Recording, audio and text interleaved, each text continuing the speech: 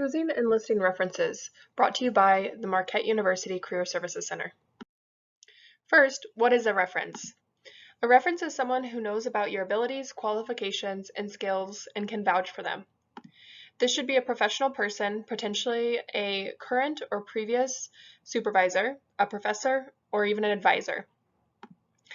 This should also be someone who knows about the experiences that you've had and the type of worker or work ethic that you possess. A reference may be called and asked questions about you by an employer or the role that you've applied for.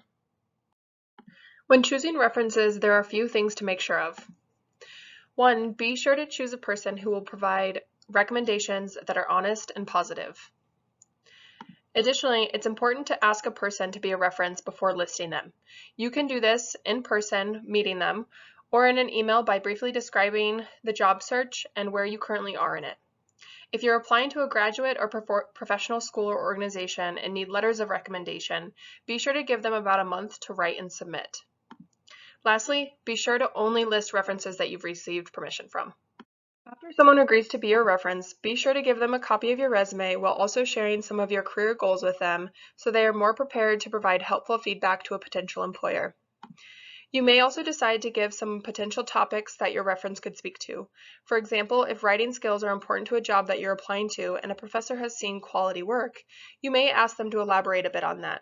At the end of the day, the reference is the deciding factor on what they share, but it's okay to give some ideas. Remember that people have busy lives. If there are deadlines for writing letters or completing forms, be sure to tell your references and give them enough time to complete it. Lastly, check in with them if necessary. If you know an employer may be reaching out, you can kindly send them an update. Once you have some references, be sure to add them to your references list. This is an additional document that is a part of your application, and the document should contain the same margin sizes, font style, and header that you have for your resume and cover letter. For each reference listed, include their name, job title, place of work address, phone number, email, and the relationship to you. Here is an example of a reference list all put together. It has the same header as their resume and cover letter, as well as their 4 references and all the necessary contact information. Additionally, there is a sentence to describe the relationship that they have to each reference.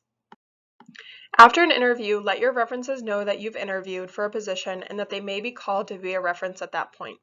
Send them the job description of the position and your updated resume that you used to apply to the position.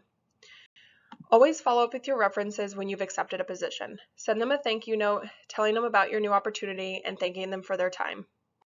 We hope you enjoyed this video on references. Check out our other videos or social media platforms for more resume, cover letter suggestions, and career-related advice. If you have any other questions, please call or stop into our office and we'd be happy to help. Like, subscribe, and have a great day.